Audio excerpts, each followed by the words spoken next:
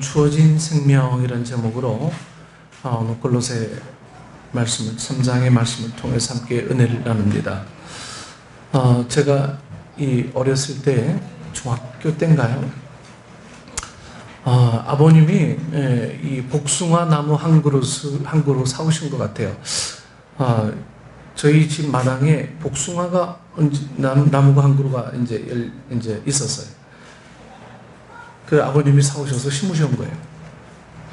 아마도 아버님 마음엔 이 여름이면 예쁜 복숭아가 이렇게 열려서 그것을 우리 사랑하는 손자 손녀들에게 나눠주고 싶은 그런 기대가 있으셨던 것 같아요. 그런데 이게 이 한 해 전에 심었는데 봄이 지나고 여름이 다 가도록 이 복숭아 나무 모종에 싹이 안 나는 거예요. 싹이. 그래서 아버지한테 제가 아버지 지금 이거 복숭아 모종 맞아요? 네, 이렇게 물었어요. 네.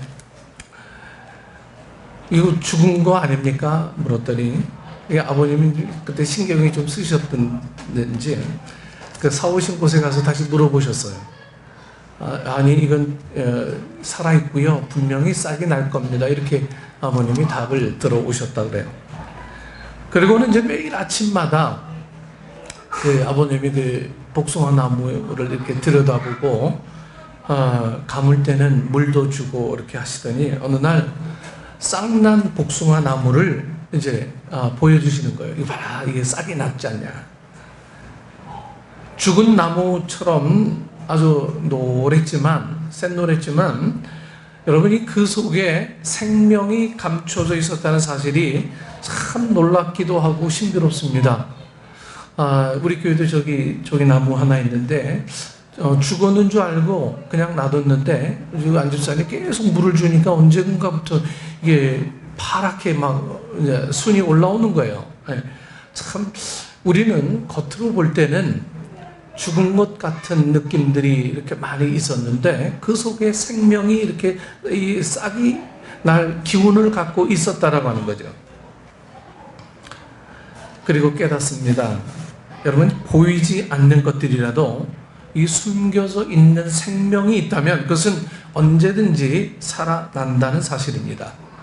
여러분, 생명은 이 신비로운 것이고 가치 있는 것임에 틀림없어요. 여러분, 생명만큼 신기한 게 어디 있어요? 우리 저 희솔이 처음 나왔을 때 얼마나 신기했어요. 네? 그리고 자라나면서 이 아이가 꾀가 들고 재롱 피우고, 네? 뭐 하나 있으면 나눠주고, 뭐 같이 있고, 본인 불리하면 뽀뽀하자고 달려들고, 뭐 이런 모습들이요. 참 이 생명이란 게 얼마나 신비로운지 모릅니다. 이 생명에 대한 문제는 우리 인류가 존재하는 한 지켜져야 할 문제고 연구되어지고 관리되어져야 될 숙제임에 틀림없습니다. 얼마 전에 이 가슴 아픈 소식을 이 매스컴을 통해서 들어야만 했습니다. 먹고 살기 위해서 이 목숨을 걸고 북한을 탈출해서 남한으로 온 이 모자가 이사했다는 거예요. 네. 이사를 해서 그곳에 있는데 한동안 문이 열리지 않고 그랬어요. 그래서 주변 사람들이 하도 이상해서 경찰에 신고했더니 42살의 엄마와 6살의 아들, 그것도 이미 수개월 전에 숨진 채로 발견이 됐다는 이 매스컴의 소식을 듣게 되죠. 살아온 날보다 살아갈 날이 훨씬 많이 남아있는 이 모자가 대한민국의 수도인 서울 한복판에서 먹을 게 없어서 그 생명을 잃었다는 아주 믿기 힘든 아주 슬픈 소식에 가슴이 먹먹한 시간들을 좀 보내야만 했습니다. 여러분, 요즘 먹지 못해 죽는 사람이 어디 있어요? 근데 이 북한에서 탈출한 이 모자는 먹을 게 없어서 굶어 죽었대요.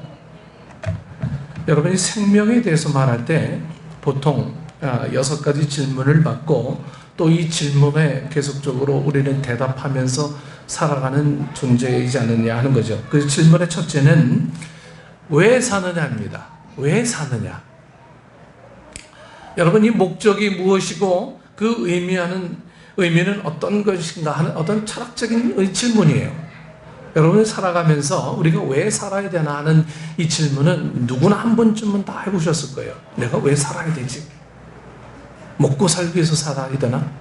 아니면 내가 왜 존재해야 되지? 이런 것들에 대한 이 존재에 관한 문제, 내가 살아가야 하는 문제, 이런 문제들은 여러분들 살아가면서 한두 번씩은 늘 고민하는 문제고 늘 생각하는 문제입니다. 우리에게 스스로 질문하는 문제죠. 둘째는 누구냐? 네. 누구냐라고 하는 이 정체에 관한, 이 정체성에 관한 질문입니다. 즉, 이 아이덴티티에 관한 문제죠. 말하자면, 남자냐, 여자냐라고 하는 생물학적인 질문이고, 또 인간이냐, 짐승이냐, 식물이냐라는 어떤 분류학적인 그런 질문입니다. 셋째는 특성, 성격, 그 질에 대한 질문입니다. 꽃을 피우느냐, 열매를 맺느냐, 혹은 가치 있는 삶을 생각할 줄 아느냐, 그런 차원의 질문이죠. 넷째는 생태학적 환경을 묻는 것입니다. 생명이 어디 놓여 있느냐, 그리고 그 생명은 환경에 어떤 영향을 주고 있느냐 하는 것입니다. 주변과의 관계에서 그 존재는 어떤 의미를 가지고 있느냐 하는 거예요. 다섯째는 도대체 어느 때에 존재하는 생명인지 그 시점을 묻는 것입니다. 생명의 주기와 그 리듬을 묻는 것입니다. 봄, 여름, 가을, 겨울, 사계절에 따라서 산천이 달라지고 꽃들도 달라지죠. 여러분, 이것이 생명의 주기예요. 네. 그런가 하면 하루살이처럼 이 하루만 살 것이냐, 또는 얼마나 살아갈 것이냐 하는 그런 질문입니다. 여섯째는 존재 양식을 묻는 것입니다. 생명이 어떻게 존재하고 있느냐 하는 그런 질문이에요. 생명이 어떻게 존재하고 있느냐. 땅속에서, 공중에서, 혹은 어디에서 기생하고 살아가고 있는 생명이냐는 것입니다. 보통은 생명에 대해서 논할 때는 여러분 이것들을 생각하며 이렇게 논하게 되죠.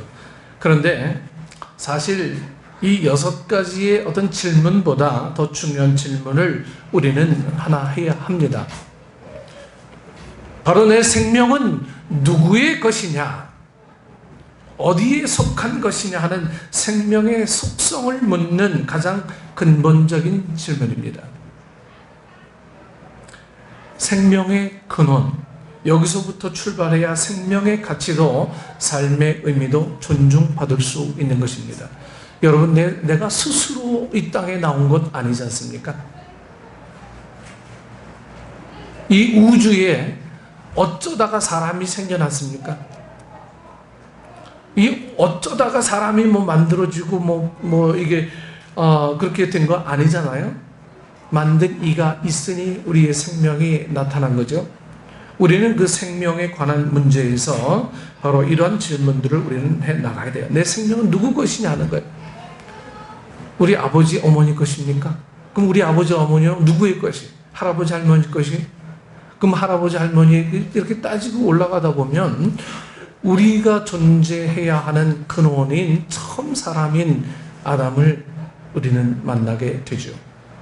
성경은 아담을 하나님이 직접 지으시고 그 속에 숨을 불어 넣어 주셨다, 이렇게 말씀하고 있어요. 기를 불어 넣어 주셨다. 오늘 우리의 생명에 관한 문제는 누구의 것이냐, 그리고 어디 속한 것이냐, 이 생명의 속성을 우리는 늘 물을 수 있어야 합니다. 그럴 때 우리의 생명이 그때부터 가치가 있고 그때부터 의미가 생겨난다라고 하는 거죠. 생명을 내 삶인데 내 마음대로 살지요. 여러분, 이것은 정말 무책임하고 좀 심하게 표현하면 무식한 얘기예요. 생명은 내 거라고 내 마음대로 해요. 이거는 전혀 내 생명에 관한 질문을 한 번도 해보지 않은 사람들의 삶의 방식이죠. 생명의 근원, 여기서부터 출발해야 이 생명의 가치도 삶의 의미도 존중받을 수 있는 것입니다. 그러므로 여러분, 오늘 우리는 내 생명의 정체와 그 속성은 어떻게 평가되어야 하는지를 우리 한번 깊이 생각해야 합니다. 도대체 어디에 속한 누구의 것이냐고 여러분 물어야 되는 거죠. 어디에 속한 누구의 것이냐, 내 생명이. 오늘 본문에는 이 그리스도인의 생명 전체를 본질적으로 설명해주는 아주 원초적인 평가 기준이 있습니다. 좀 어려운 이야기이면서도 꼭 알아야 할 신비로운 그러한 이야기가 본문 속에 있죠. 여러분, 이 크리스천들에게는 어떤 실제적인 존재요 이야기고, 한순간도 여기서 떠날 수 없는 생명 문제에 대한 아주 중요한 설명입니다. 자, 그리스도인이란 무엇입니까? 크리스천이 뭐냐 하는 거예요. 여러분, 크리스천이 뭐냐 하는 이 질문을 우리가 한 번이라도 해보지 않으면 날마다 다가오는 주일이 우리에게는 그렇게 기쁜 날이 아닌 거예요. 내가 크리스천이다라고 하는 이 사실들이 내가 질문하고 내가 응답이 되어져 있을 때 이 주일이 고대가 되고 주일에 만날 사람들이 기대가 되고 그것으로 인해서 설레임이 우리에게 막 생겨나게 되는 거예요. 그리스도인이란 뭐냐? 첫 번째로 이미 죽었다는 것을 의미합니다. 이미 죽었다. 내일 죽는 게 아니고 여러분, 벌써 죽었다는 데서부터 출발하는 게 의 크리스찬입니다. 여러분, 이건 중요한 의식이에요. 그런데 그럼에도 불구하고 여전히 우리에게 이 근심 걱정이 참 많이 있어요. 복잡한 문제로 이래저래 다툽니다. 미워하고 시기하고 질투합니다. 여전히 이 갑론, 갑을 논쟁을 계속합니다. 누가 갑이냐, 누가 을이냐, 누가 여기에 헤게모니를 졌냐, 누가 주변이냐. 우리는 이런 것들 때문에 우리는 늘 곤두세워 있어요. 우리의 삶이. 세상의 이야기가 아니라 이게 교회 안의 이야기요, 신앙인들의 문제입니다. 여러분, 왜 그렇습니까? 오직 한 가지, 내가 죽지 못해서 그런 거예요. 내가 죽지 못해서. 조성모가 부른 가시나무새를 여러분 잘 아시죠? 내 속에 내가 너무도 많아. 여러분, 내가 죽지 못해서 갈등 구조는 늘 우리에게 생겨나게 되는 거예요. 그래서 십자가의 의미라고 하는 것은 예수님만 연상해서 될 문제가 아니라고 하는 거예요. 이 십자가는 곧 내가 죽어야 될 그러한 십자가, 내 모난 성격이 십자가에 달려 있어야 되고, 내 못된 버릇이 이 십자가에 달려 있어야 되는 것이고, 내 그동안 주님을 몰랐던 삶의 모든 부분들이 이 십자가에 달려 있어야 되는 거고요. 이것이 나의 십자가가 돼야지. 예수님만의 십자가라면 내 이 존재, 이 정체성은, 크리스찬으로서의 정체성은 아무것도 없는 거예요. 아무것도. 내가 철저하게 죽었다는 데서부터 출발해야 할 그리스도인의 정신이 없어서 이 교회 안에 갈등 구조가 있고 문제들이 생겨나게 되고 이렇게 어렵게 되죠. 아직도 덜 죽어서, 아직도 설 죽어서 그렇게 바둥거려하고 생각도 많고 복잡한 것입니다. 이미 죽었다면 아무 문제가 없어요. 이미 죽었다면. 어제 밤에 이 옥수수를 제가 삶았어요. 물을 이만큼 넣고 이 소금 한 스푼을 덜어놓고 그리고 옥수수를 넣고 이렇게 삶았는데 한 5분 삶으면 되는 줄 알고 저 불을 끄고 입을 칵 씹었더니 웬걸 센 거야, 센 거. 생 옥수수를 그냥 막 비린내가 나고 막 그래요. 아, 이거 그냥 삶아서 먹으면 안 되는구나. 그래서 푹 삶았어요. 한 30분. 그랬더니 퍼져가지고, 네. 이 어른들이 이 요리를 하는 것도 이 숨을 잘 죽여야 이게 요리가 잘 우리에게 맛있는 요리가 되는 거구나. 네. 하물며 우리 사람인들 오죽하겠습니까? 내 자신이 이렇게 죽지 못하고 예? 내 자신이 이 설익어서 덜 죽어서 생겨나는 여러 가지 문제들, 이런 것들 때문에 우리는 늘 갈등 구조 속에 네가 높니 내가 높니, 우리는 늘 이런 것들 속에서 많은 시간들을 허비하며 살고 있다라고 하는 거죠. 이미 죽었다면 아무 문제 없어요. 이미 죽으면. 우리가 죽으면 누가 우리에게 시비하겠습니까? 또 누가 우리가 또 누구에게 시비 걸겠습니까? 죽지 못해서 생겨나는 거예요. 유명한 설교가 스펄전 목사님의 설교 중에 나오는 이야기입니다. 어느 날 홍수가 나서 이 물이 많이 불었는데 이 수영할 줄 모르는 사람 하나가 빠져서 막 허우적거리면서 살려달라고 막 소리를 고래고래 지릅니다. 살려달라고요. 네. 구조대원 두 사람이 그쪽으로 막 헤엄쳐 갔어요. 그런데 이 가까이 가서는 이 빠져 죽어가는 사람들 건질 생각은 않고 그냥 지켜보고 있는 거예요. 구조대원들이. 물에 빠진 사람은 뭐 죽는다고 해야 하네요. 그냥 물을 한 번 마시고 그냥 꼴까닥 그건 죽을 판인데. 그러다가 이윽고 기진맥진해서 더 버둥거리지를 않아요. 그제서야 구조대원들이 그 사람을 이 목을 끌어안고 이제 헤엄쳐서 나오죠. 구경하던 사람들이 왜 빨리 건지지 않고 기다렸느냐 물으니까 그들은 대답합니다. 저 사람이, 이 죽어가는 사람이 힘이 남아있어서 막 바둥거릴 때 손을 잡았다가는 내 목까지 끌어안고 그냥 같이 물에 빠져 들어갑니다. 그래서 둘 다 죽어버리게 되는 거죠. 살겠다는 생각을 아주 버리고 손을 들어야 안심하고 건져낼 수가 있는 것입니다. 이렇게 이야기를 하더랍니다. 여러분, 우리는 예수님 앞에, 그리스도 앞에 철저하게 죽어야 돼요. 철저하게. 죽지 않으면 평생 내 속에 내가 늘 살아서 움직이면 늘 우리는 어려움과 갈등과 이 고통 속에서 늘 경쟁해야만 하는 이 사회 속에서 늘 그렇게 살아야 되는 존재밖에 되지 않는 거죠. 철저히 죽어야 은혜를 아는 거예요. 은혜를 우리가 왜 모릅니까? 내 삶이 철저하게 낮아지지 않아서 은혜를 모르는 거예요. 그리고 그리스도인이란 두 번째로는 다시 살아났습니다. 첫 번째는 죽었고요. 두 번째는 살아났어요. 그런데 이것은 반드시 살아난다는 것은 뭘 전제로 합니까? 죽었다는 것을 전제로 하죠. 죽어야 다시 살아나잖아요.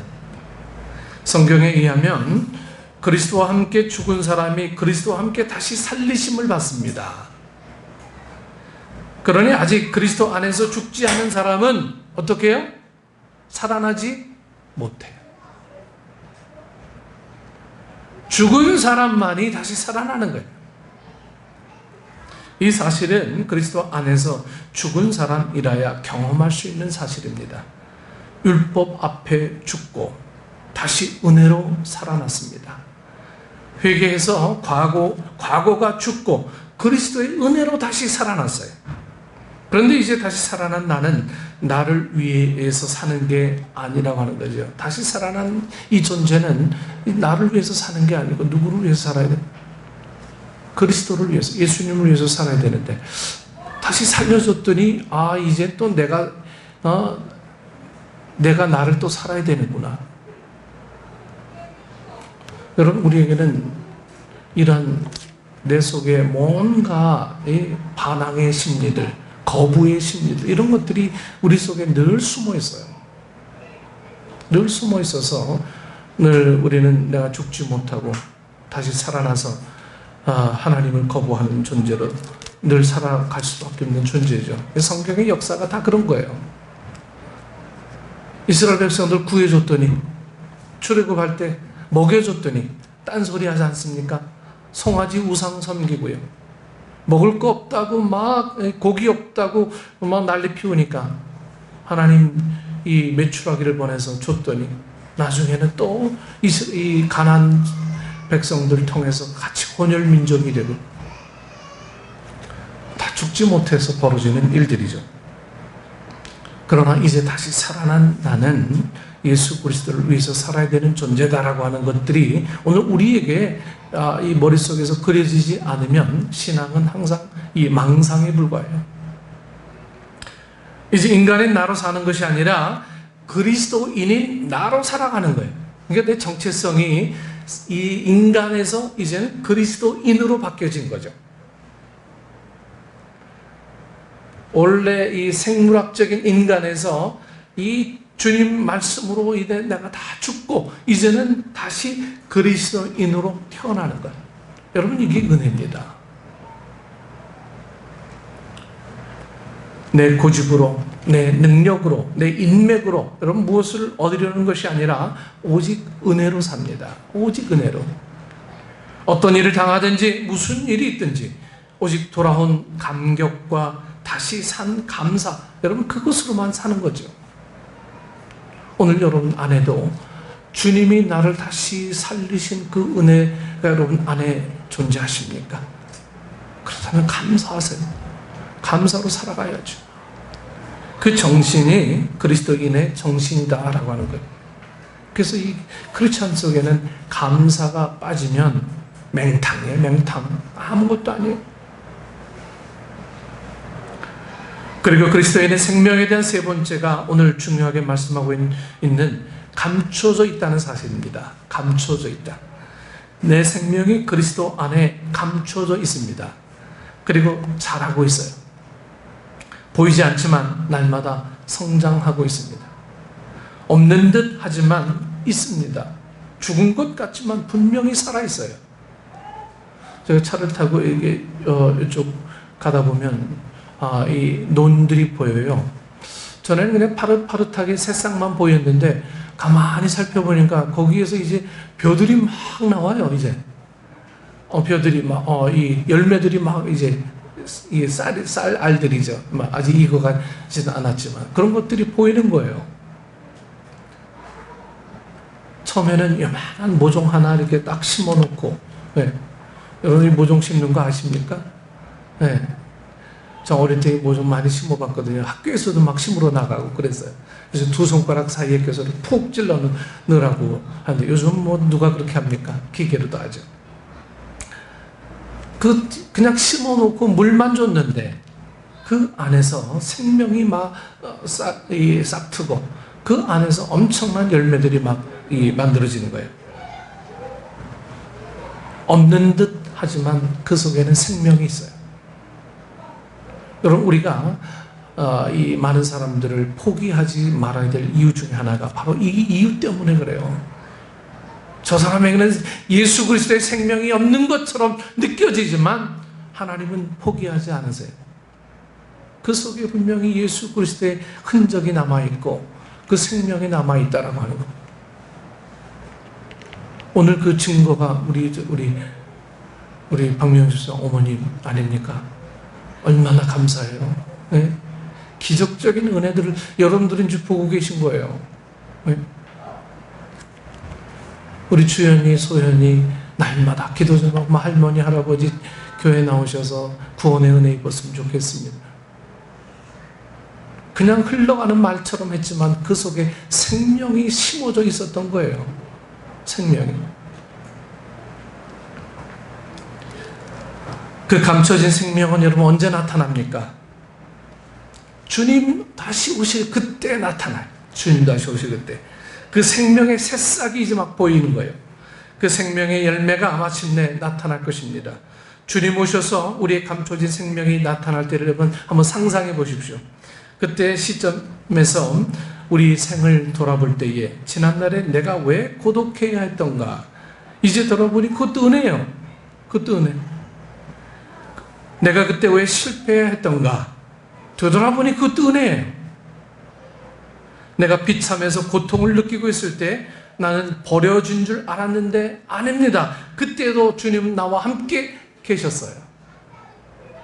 그게 은혜였던 거예요. 내가 병들어 슬퍼하고 있었지만 이제 와서 보니 그것도 은혜입니다. 생명이 감춰져 있던 그때는 몰랐는데 감추어졌던 생명이 나타나는 그때는 모든 문제에 대한 해답을 얻을 수가 있어요. 왜 내 남편이 먼저 갔는지, 내 사랑하는 자녀가 왜 먼저 세상을 떠났는지, 왜 세상에는 그렇게도 모순이 많았는지, 왜 그렇게도 어렵고도 어렵게, 위태하고도 위태하게 세상을 살아야 했었는지, 왜 그렇게 먹고 살릴 때문에 밤을 새워 걱정했고, 왜 그렇게 자식 때문에 남에게 말도 못할 고민을 했어야 했는지, 왜 그렇게 그 사람이 나를 괴롭게 했는지, 왜 그렇게 하루가 멀다 하고 못 살게 굴었는지, 그 당시에는 답답하고 괴로웠는데, 감추어진 이 신비로운 세계에서 회고할 때는요, 하나님 앞에 서 있는 그 차원에서 볼 때는 모든 것이 다 은혜예요.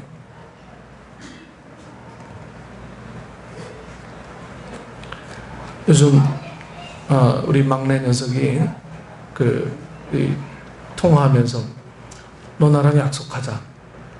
적어도 일주일에 2번은 나랑 화상 통화하자.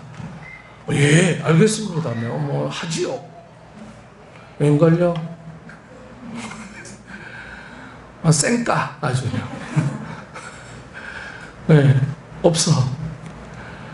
뭐 이거 하라 그러면 이거 안 하고, 저거 좀 해보라 그러면 저것도 안 하고. 말 진짜 더럽게 안 들어. 그럼 그 카톡에다 뭐라고 써놓은 줄 아세요? 너도 나중에 결혼해서 너 같은 아들 한번 낳아서 키워봐라. 네. 그래도 그 아이는 마냥 즐거워요. 마냥 즐거워요. 뭐가 그렇게 즐거운지 몰라. 네. 그렇게 말썽 피우고 뭐 이렇게 말 안 듣고 막 해도요, 참 이 아버지 눈에는 귀여움이 막 그냥 막 뚝뚝 막 떨어지는 거예요. 하나님도 그런 것 같아요. 우리가 말 안 들어도요, 하나님이 우리를 늘 귀엽게 보시는 것 같아요. 귀엽게 보시고. 그러나 마냥 그렇게만 보시지 않습니다. 마지막 날에는 심판날이 기다리고 있어요.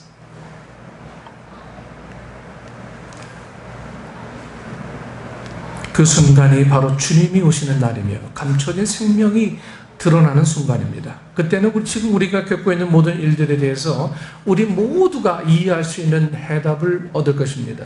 그러니 지금은 생명이 감춰져 있음을 알고 인내하며 우리가 살아갈 것입니다. 이것이 바로 크리스찬의 삶이에요. 이 신비로운 생명의 이 오메가 포인트, 다가올 그 순간을 놓고 오늘 여기서부터 생각을 하며 우리는 살아야 합니다. 이 감추어진 생명을 아는 사람은 오늘 이 땅에 살면서도 생명 없는 사람처럼 살지 않는다는 거예요. 여러분 잘 들으세요. 낙심할 일이 있으나 여러분 낙심하지 마십시오. 근심할 일은 있으나 근심하지 마십시오. 미워할 일은 있으나 미워하지 마십시오. 원망할 일은 있으나 여러분 원망하지 마세요. 감추어진 생명이 나타나는 날, 이 모든 일들에 대한 해답을 우리는 은혜로 받을 거예요. 은혜로. 네.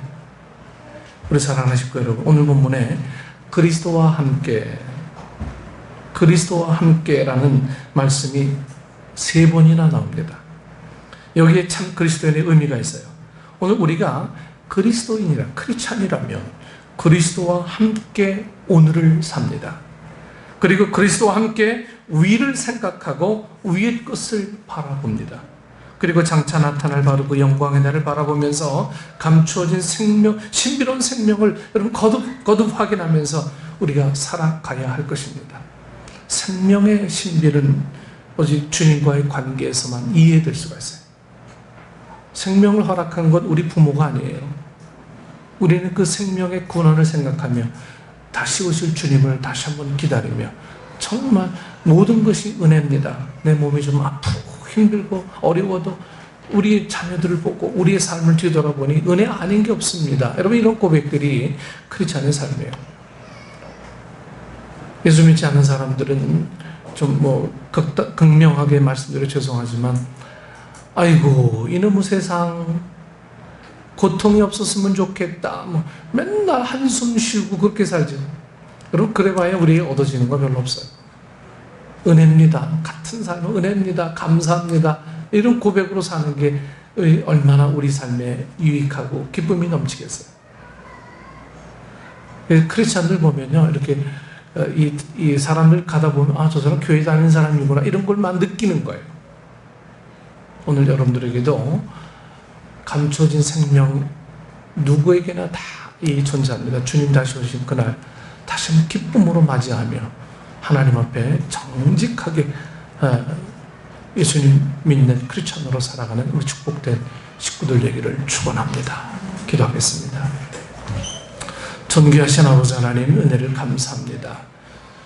이 감추어진 생명, 그것은 주님 다시 오시는 그날에 우리에게 영광으로 나타날 것을 믿고 오늘 하루를 살고 있습니다. 성령님, 우리에게 은혜 베풀어 주시고 우리가 날마다 감사로 살아갈 수 있는 근거를 마련해 주셨기에 기쁨의 나날로 하루하루를 살아가는 축복의 우리 식구들 되게 하여 주옵소서. 예수님 이름으로 기도드리옵나이다. 아멘.